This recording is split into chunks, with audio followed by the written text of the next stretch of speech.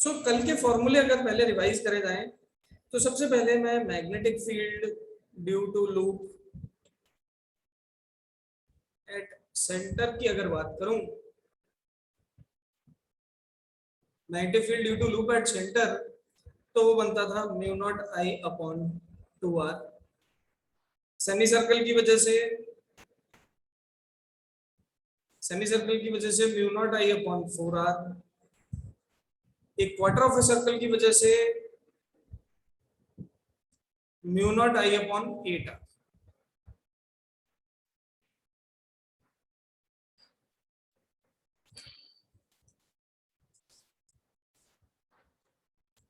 ये तीन फॉर्मूले हमने सर्कुलर लूप या वायर की वजह से देखे।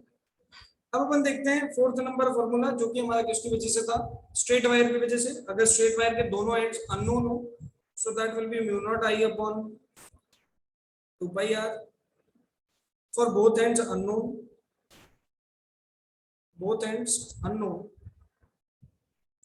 ठीक है।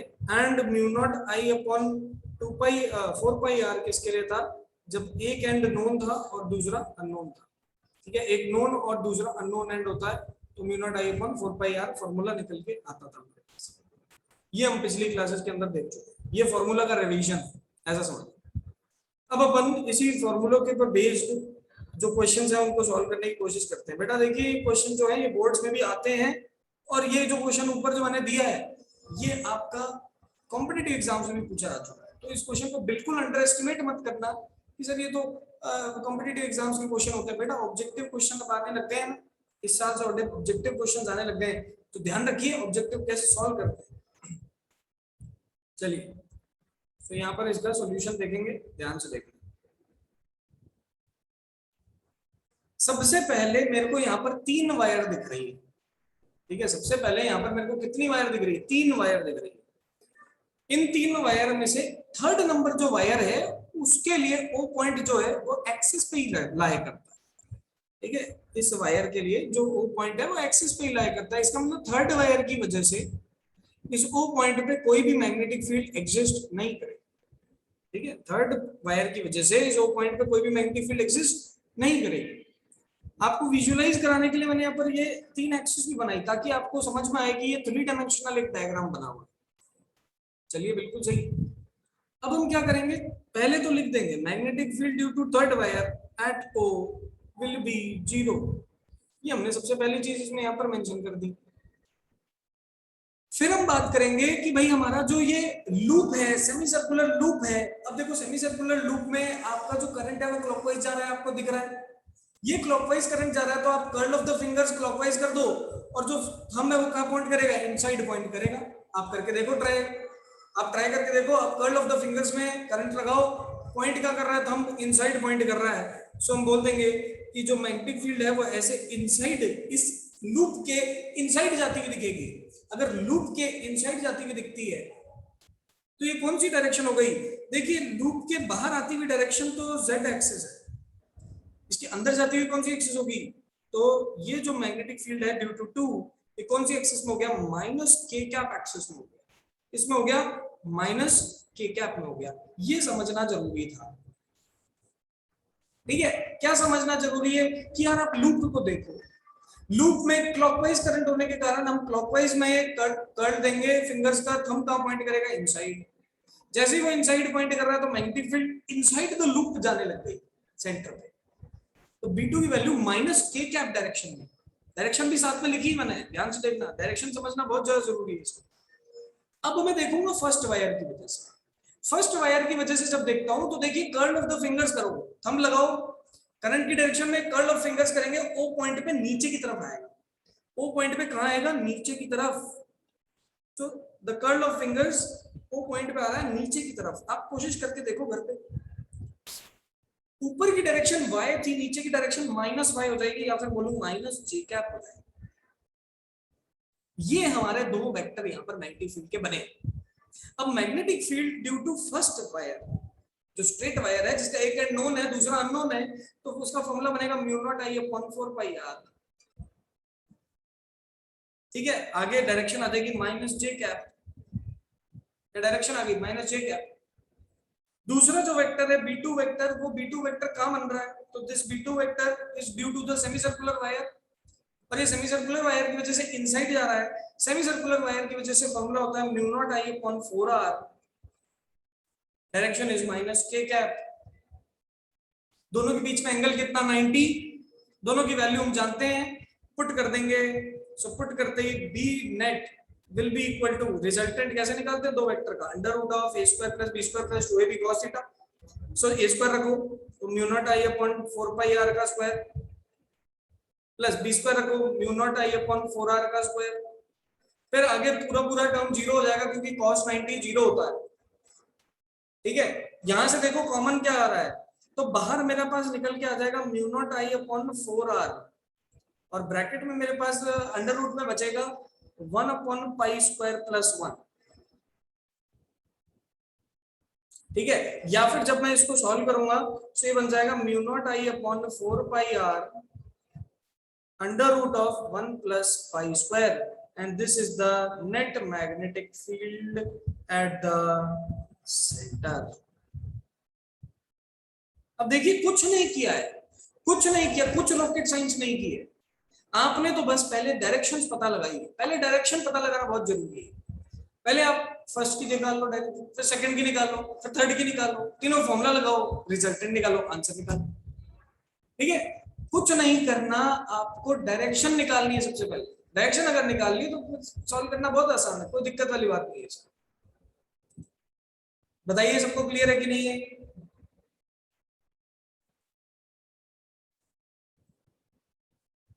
बताइए सबको क्लियर हो रहा है कि नहीं हो रहा है? अगर क्लियर हो रहा है फिर नेक्स्ट क्वेश्चन पे चलते हैं।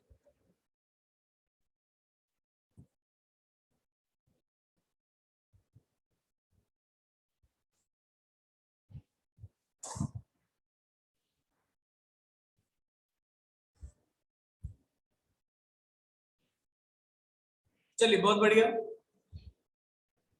एक और क्वेश्चन देता हूं, इसी से थोड़ा रिलेटेड क्वेश्चन रहेगा, ठीक है। आंसर मैं आपसे पूछूंगा क्या, मैं आपसे ये पूछूंगा कि आप मुझे बताओ किस किस की वजह से मैग्नेटिक फील्ड आएगी और किसकी वजह से नहीं आएगी, ये मैं आपसे क्वेश्चन पूछूंगा बस। सो पहले तो मैं क्या बनाता हूं, यहाँ पर 3 डायमेंशन एक्सिस बना लेता हूं। This is another question, so see what is happening in this question.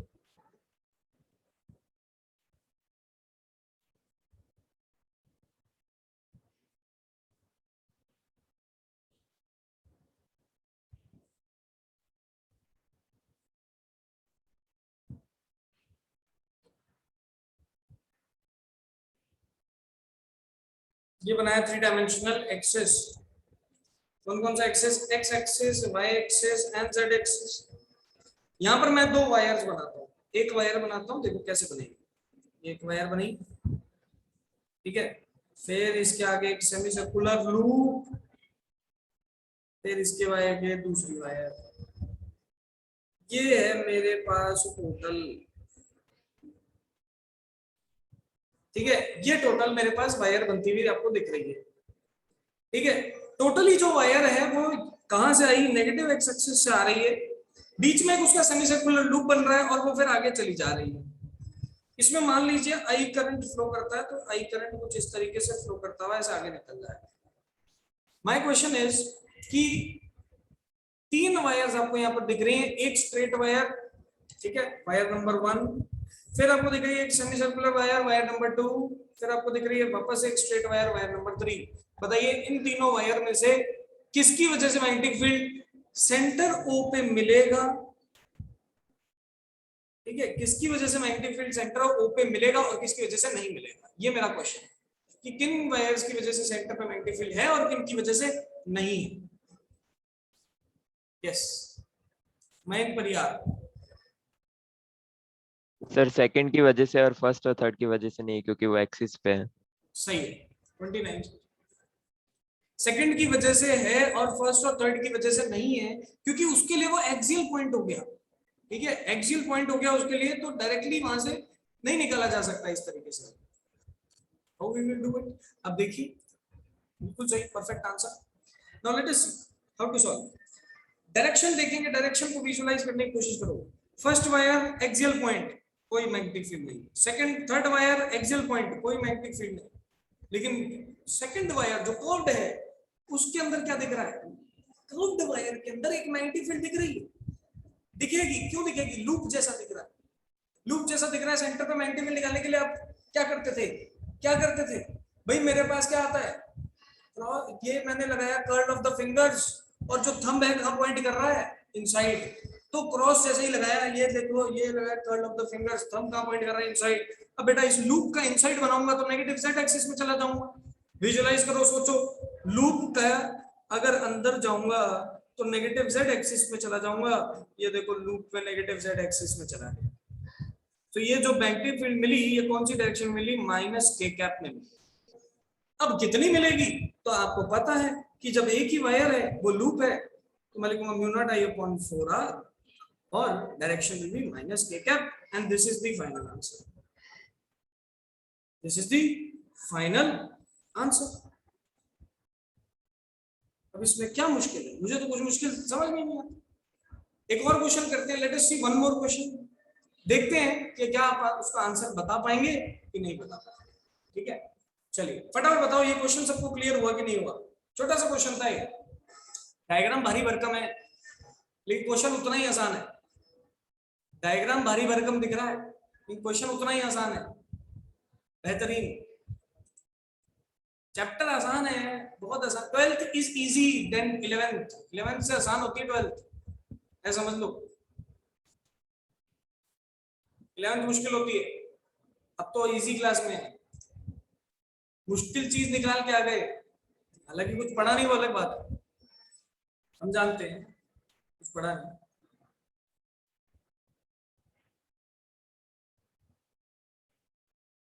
और जिसको लगता है उसने कुछ पढ़ा है मुझे फोन पे बात करे, मैं उसका ये वहम दूर कर सकता हूँ। चलिए आगे बढ़ाते हैं, एक और क्वेश्चन मैं आपको देना चाह रहा हूं। मैं आपसे पूछूंगा किन किन वायर्स की वजह से मैग्नेटिक फील्ड मिलेगा और किसकी वजह से नहीं मिलेगा।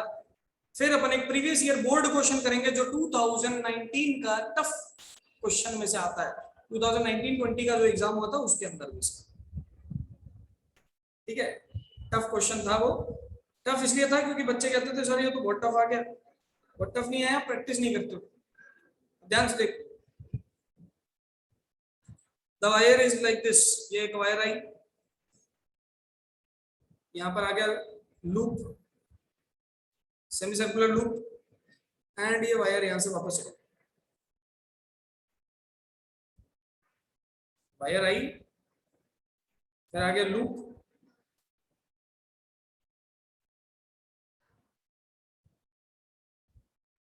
ठीक है, और ये वायर फिर आगे वापस चली जाती है। चलिए इस तरीके से वायर है मेरे पास, ये ऐसे गया, करंट ऐसे गया, फिर ऐसे गया। आर रेडियस है इस लूप का, इस लूप का रेडियस कितना है, आर है, इसका सेंटर ओ है। हमारा क्वेश्चन है calculate net magnetic field at O. कौन कौन बता सकता है, तीन वायर्स हैं यहाँ पर, wire number 1, wire number 2, wire number 3, किन किन की वजह से यहाँ पर मैग्नेटिक फील्ड ओ पे देखने को मिलेगी और किसकी वजह से नहीं देखने को मिलेगी, एक्स वाई एंड जेड। लेकिन इस बार मैं सवाल को थोड़ा सा और आपसे पूछना चाहता हूं, मैं आपसे ये भी पूछना चाहूंगा कि वन वायर है तो उसकी वजह से जो ओ पे मैग्नेटिक फील्ड आ रही है वो नेगेटिव वाई में आ रही है कि नेगेटिव जेड में आ रही है, आप ये सोच के बताओ, कोशिश करने की सोचो इसके बारे में। चलिए कौन बता सकता है, Tanmay Khatri. Good morning sir. Good morning sir magnetic field तीनों के कारण आएगी। तीनों कारण आएगी, परफेक्ट। फर्स्ट वायर के कारण डायरेक्शन बता दो मुझे, माइनस जे कैप। माइनस फर्स्ट वायर के कारण, यस सर, माइनस जे कैप। फर्स्ट वायर, थंब लगाओ, ओ पॉइंट पे कहां जा रहा है, नीचे, ओ पॉइंट पे कहां जा रहा है, नीचे, कैसे जा रहा है, ऊपर थी वाई तो नीचे क्या होगी, माइनस जे, तो जे ही बोला था क्या तुमने, तो फिर बिल्कुल यस सर, परफेक्ट परफेक्ट। चलिए बिल्कुल परफेक्ट आंसर, मुझे यहाँ पर के सुनाई दिया। चलिए और थर्ड वायर की वजह से कौन बता सकता है, थर्ड वायर की वजह से दिव्य सिंह।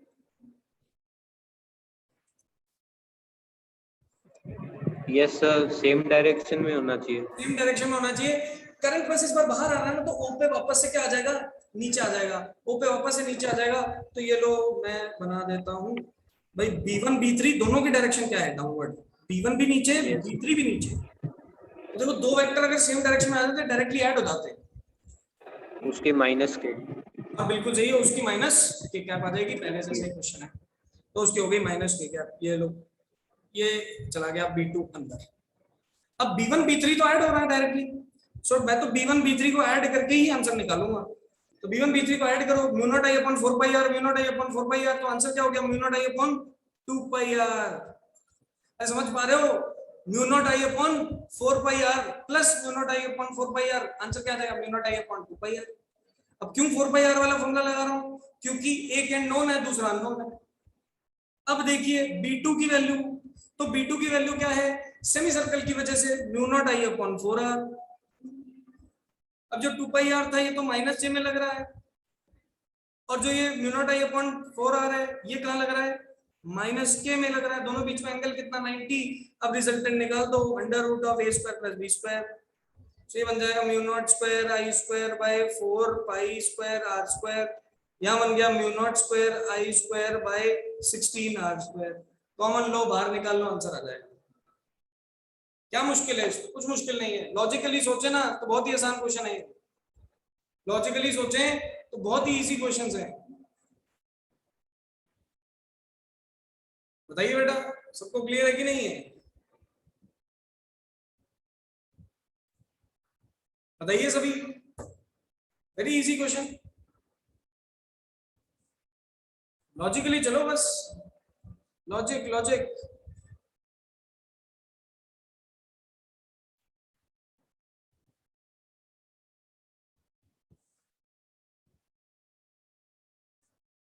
चलिए, सो ये तो बात हो गई इस क्वेश्चन की। थोड़ा सा क्वेश्चन चेंज करते हैं, थोड़ा सा चेंज करते हैं, मजेदार। बोर्ड में क्या सवाल आया था, ये प्रीवियस ईयर नीट का क्वेश्चन है जो मैं अभी आपको करवाने जा रहा हूं, ठीक है। ये आपको किसी ना किसी अच्छे मॉड्यूल में जरूर मिलेगा।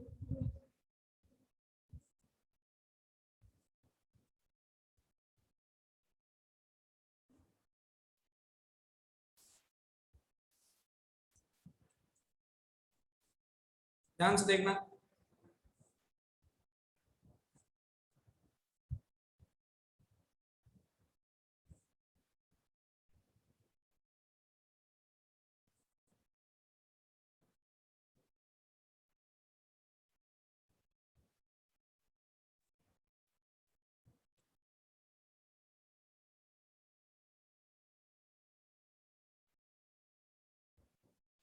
देखो डायग्राम हो सकता है थोड़ा अजीब सा बने, लेकिन आप लॉजिकली समझें इसको।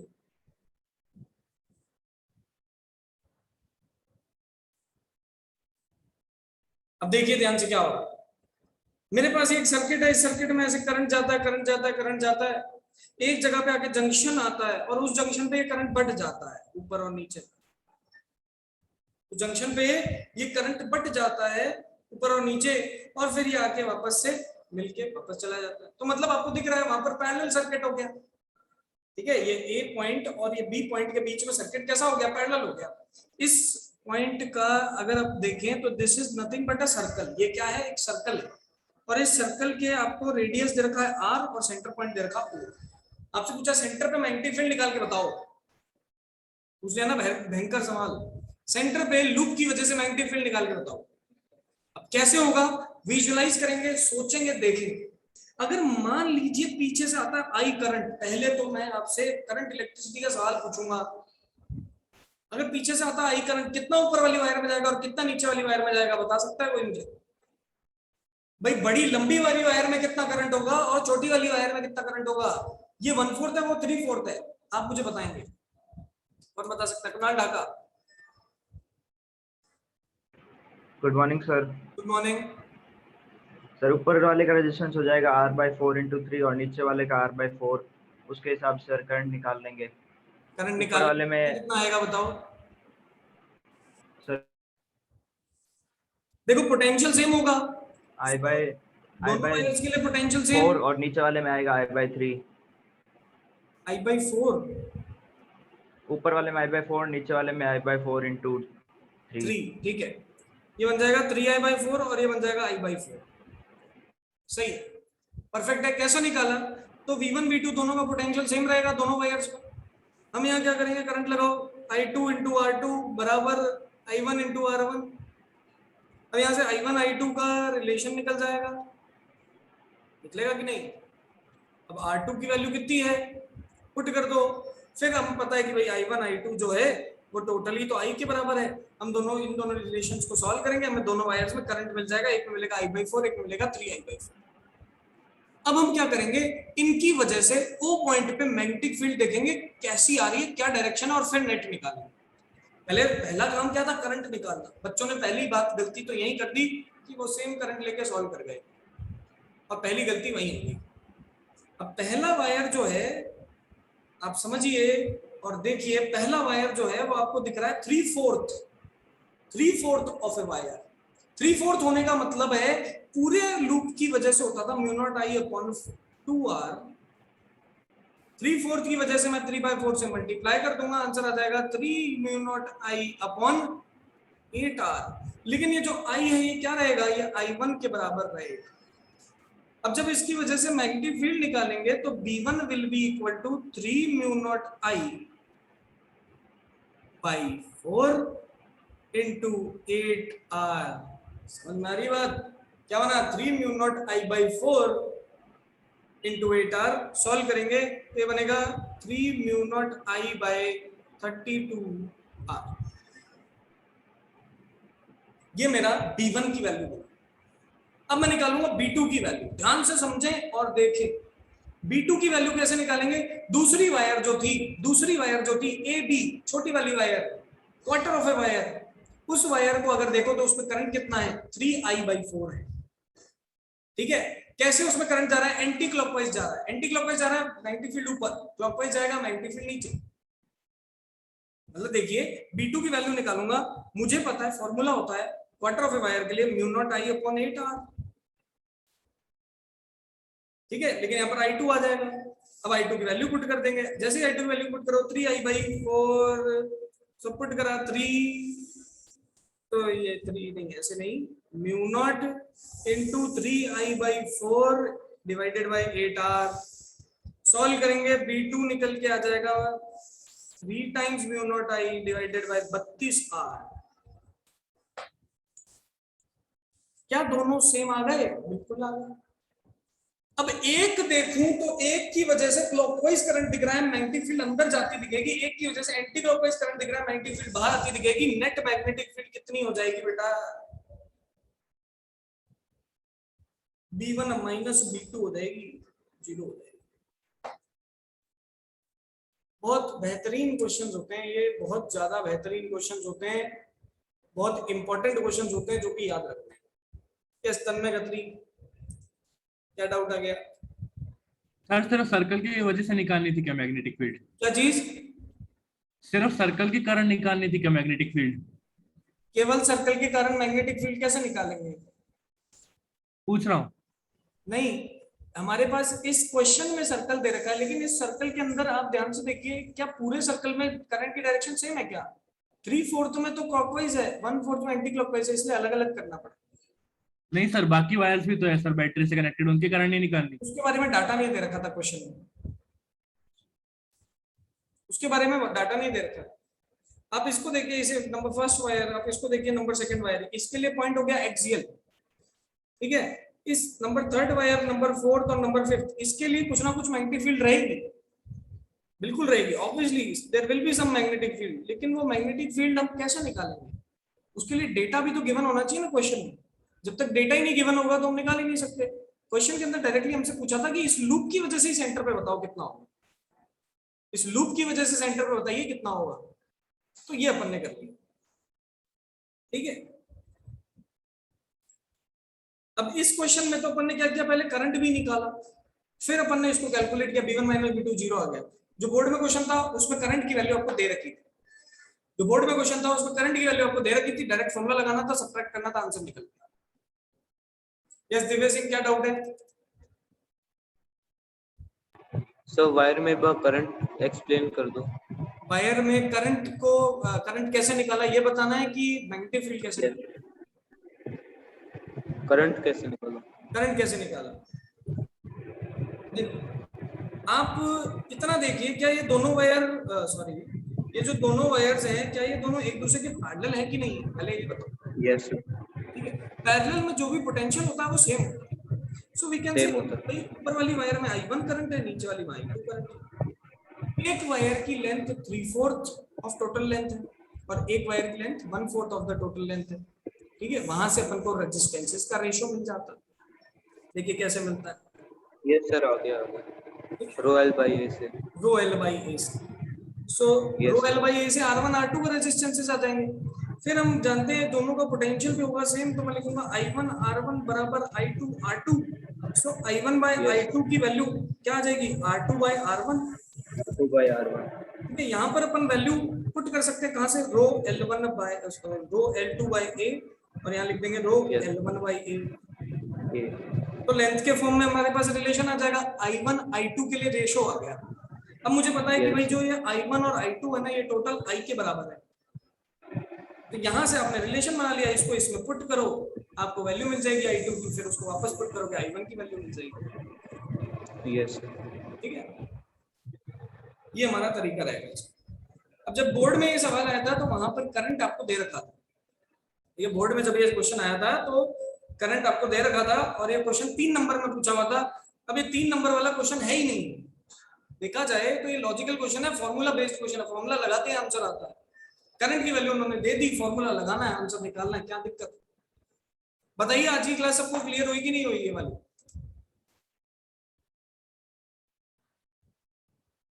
एक और क्वेश्चन करूंगा इसके बाद।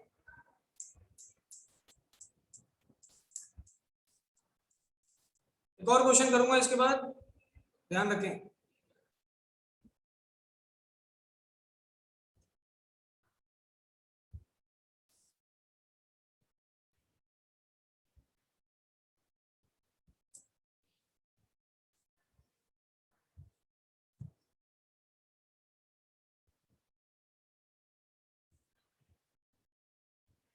चलिए क्वेश्चन, तो नेक्स्ट क्वेश्चन की बात करते हैं। नेक्स्ट क्वेश्चन के अंदर मैं क्या करता हूँ, थोड़ा सा डायग्राम को करता हूँ चेंज। ठीक है, मैं आपको क्या देता हूँ, एक आर्क दे देता हूँ। कैसे आर्क देता हूँ, ध्यान से देखिए।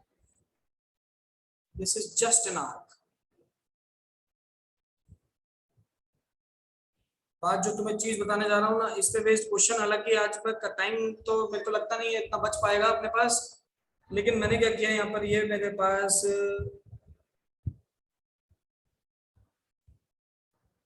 ये आया करंट, ये यहाँ से ऐसे चला गया। ओ पॉइंट पे मैग्नेटिक फील्ड निकालना है। This is arc of a circle. ठीक है, जो कि कितना एंगल सबटेंड करता है? थीटा एंगल सबटेंड करता है। जो कितना एंगल सबटेंड करता है? थीटा एंगल सबटेंड करता है। आप क्या करेंगे, जब भी इस टाइप का क्वेश्चन आ जाए, जब भी इस टाइप का क्वेश्चन आए, मैग्नेटिक फील्ड कैसे निकालनी है एट द सेंटर। यस, क्या बता सकते हो? कोई बता सकता है? कॉमन सेंस से यार, कॉमन सेंस से सोच के, कॉमन सेंस सोच के बता दो। अरे कॉमन सेंस का सवाल है, यूनिटरी मेथड का सवाल है। मैं तो ये भी नहीं कहता फिजिक्स लगेगी, 8th क्लास का यूनिटरी मेथड लगेगा इसमें, और कुछ नहीं। बताइए Tanmay. Sir mu naught I by 2 pi theta by 360 हो जाएगा सर। परफेक्ट है, परफेक्ट परफेक्ट। 360 को अपन रेडियन फॉर्म में लिखेंगे, 2 पाई लिखेंगे। Yes sir. एंगल को भी रेडियन फॉर्म में डालेंगे, बिल्कुल सही है। आप ये देखिए, हम जानते हैं पूरे 360 डिग्री अगर लूप होता तो mu naught I upon 2 R होता। हमने देखा आधा लूप हो गया तो हमने 1/2 कर दिया, सही है। फिर 1/4 लूप करा तो 1/4 सब कर दिया। अब थीटा कर दिया तो थीटा के लिए क्या करेंगे, मैग्नेटिक फील्ड बराबर mu naught I upon 2 R तो होता था पूरे लूप के लिए। इसमें अपन थीटा बाय 360, लेकिन 360 को रेडियन फॉर्म में क्या लिखते हैं, 2 पाई लिखते हैं। सो ये लो, ये हमारे पास इसका फॉर्मूला है। अब मैं इसी पे बेस्ड एक क्वेश्चन आप लोगों को होमवर्क के लिए डालना चाहता हूं, ताकि आप घर जाके उसे प्रैक्टिस करें। ठीक है, और कोई सॉल्व कर लेगा तो मुझे बिल्कुल भेजना, मैं देखना चाहूंगा। जो सॉल्व कर लेगा आप वो मुझे भेजे, मैं इसको देखना चाहूंगा कि क्या आप सॉल्व कर पा रहे हैं कि नहीं कर पा रहे, पता चलेगा मुझे।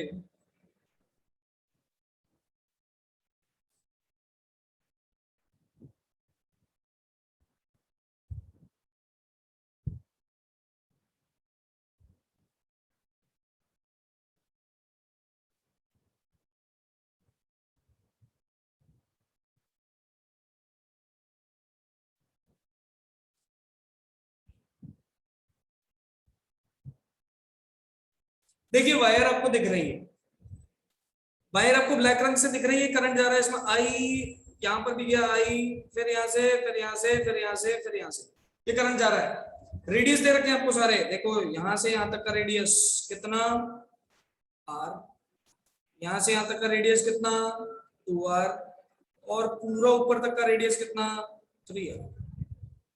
ठीक है, एंगल कितना सबटेंड कर रखा है इसने, तो थीटा। हमसे पूछा जा रहा है calculate magnetic field at O point कौन सा है, ये रहा। इसको उतार लीजिए, स्क्रीनशॉट ले लीजिए, जो करना है करिए, लेकिन इसका सॉल्यूशन आप लोग अगर कर लेंगे तो मुझे भेजेंगे। अगर इस चीज की फील ले पा रहे हैं, कैसे करना है, ऊपर वाला फॉर्मूला लगाना है, 3 बार लगाना है, डायरेक्शन देखनी है, प्लस माइनस करना है, बस इतना सा क्वेश्चन है। ठीक है, घर पे इसको सॉल्व करना, आंसर मुझे व्हाट्सएप पे भेज देना। क्या सबको ये चीज क्लियर है कि नहीं, यस और नो?